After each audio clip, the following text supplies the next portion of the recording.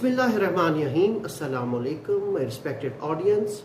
Today our topic of discussion is about choroidal hemangiomas. Choroidal hemangiomas are basically benign tumors of the choroid. Vessels over there are involved. Today we will see how they look on examination, possible investigations and available treatments. The fundus photograph of a patient, right eye, which is involved, and here we can see that the right eye there is choroidal hemangioma, well localized lesion which is giving a red appearance, appearing temporally, encroaching some extent of part of macula and going temporally also.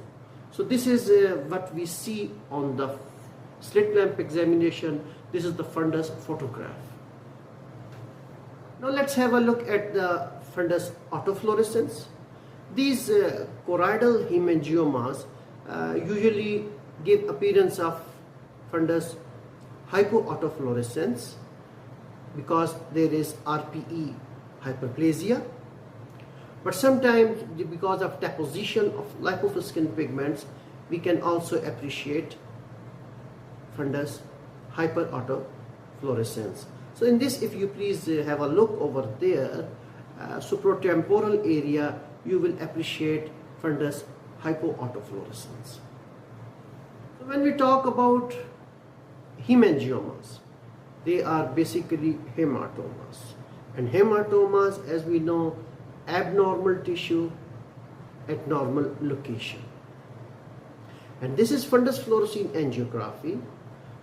Here we can see how the dye is filling up all the abnormal blood vessels, and it is giving us appearance of hyperfluorescence because of the filling of those abnormal blood vessels.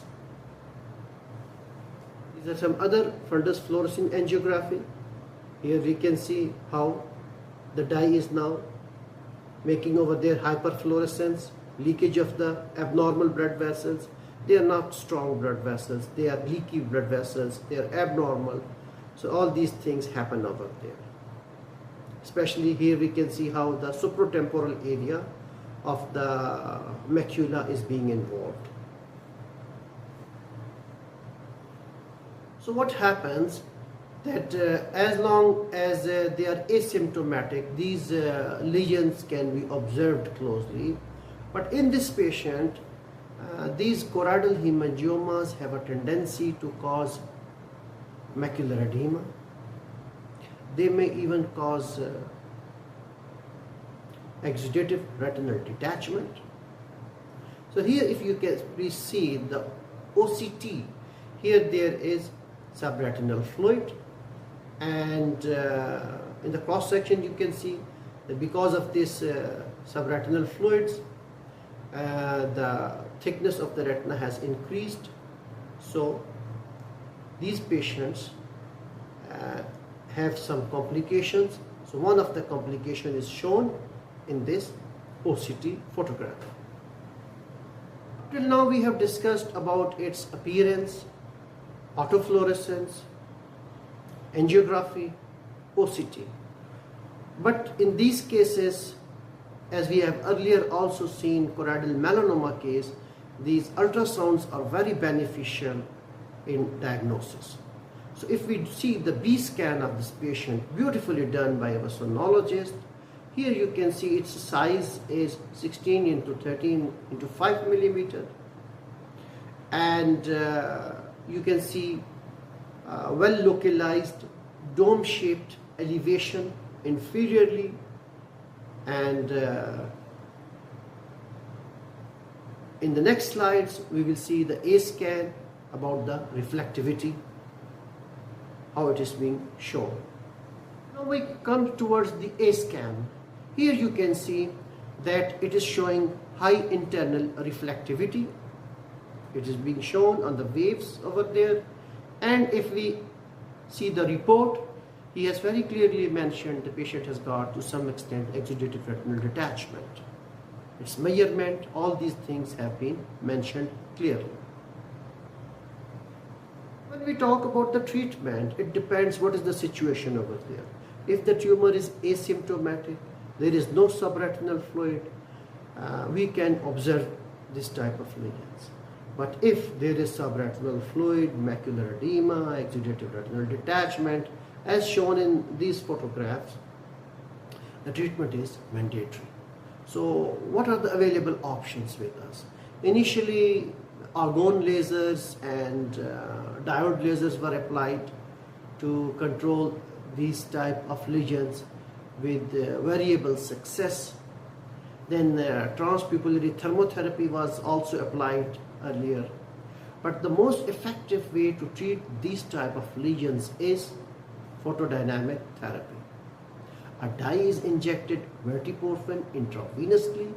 This dye goes over there, and when it reaches into the choroidal blood vessels, this dye is activated by the lasers, and once activated, dye produces free oxygen radicals, and there occurs the process of thrombosis, coagulation, and these blood vessels get occluded, and its success rate is very high.